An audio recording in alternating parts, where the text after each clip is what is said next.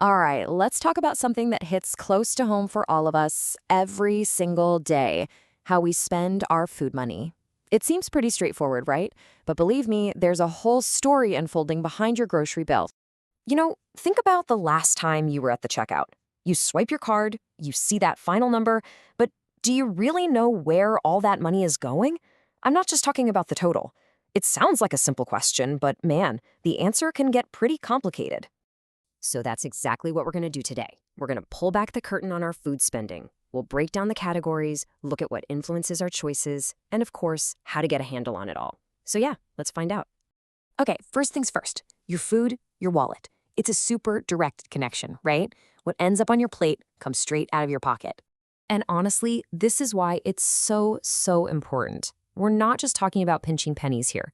This is about building the foundation for a healthy life.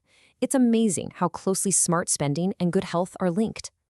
Okay, so the key idea here is something called food budgeting. And look, let's get one thing straight. This is not about restriction. It's about having a game plan.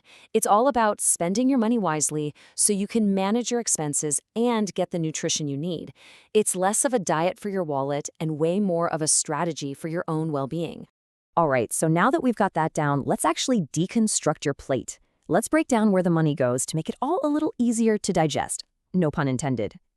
So the fancy term for this is food expenditure. It's basically just the total amount of cash you spend on groceries. And what's really fascinating is that it's always a juggling act between three things: the type of food, the quantity, and the quality. Every single time you buy something, you're making a trade-off between those three. And here's a really cool way to picture it. Think of it in two parts. On one side, you've got the foundation. These are your basics, your staples. Rice, wheat, oils, this stuff that gives you energy. Then on the other side, you have the boosters. This is your milk, fruits, veggies, meat, the things that give you all those extra crucial nutrients. And you absolutely need both for a balanced diet. But, it's not like we make these choices in a bubble. There are two huge influencers out there that really shape what we put in our shopping carts. And a lot of the time, we don't even notice it's happening. The first one, and it's a big one, is income. If you're on a lower income, it makes total sense that most of your budget goes to just getting those foundation foods on the table. It's about survival. But as income goes up, you suddenly have more room to play with. You can afford a bigger variety and better quality of those booster foods. It's a straight line, really. More financial freedom means more diverse food choices. So, income kind of sets the stage, right? But what about the other big influencer? Prices. So what happens when the cost of food itself just starts going up and up? Well, it triggers this domino effect. It's pretty predictable, actually. Step 1, a basic food, one of your staples, gets more expensive. Step 2, your budget gets totally squeezed. All of a sudden, there's less money for everything else. So what do? We adopt. That's step 3. We start swapping things out for cheaper alternatives, like maybe we buy rice this week because wheat is just too expensive. Okay, so we've talked about the what and the why. Now for the fun part, the how. Let's get into your budgeting playbook, the practical stuff you can actually use.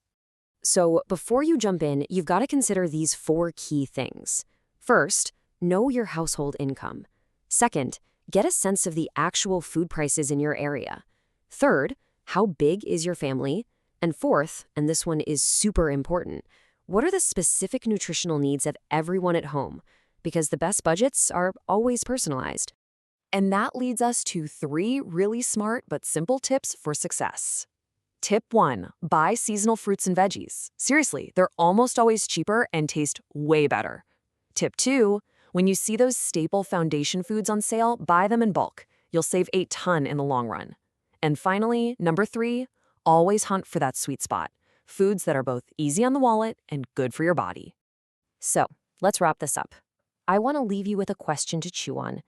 After everything we've talked about today, what's the one smart choice you're going to make with your food money this week? Just one thing,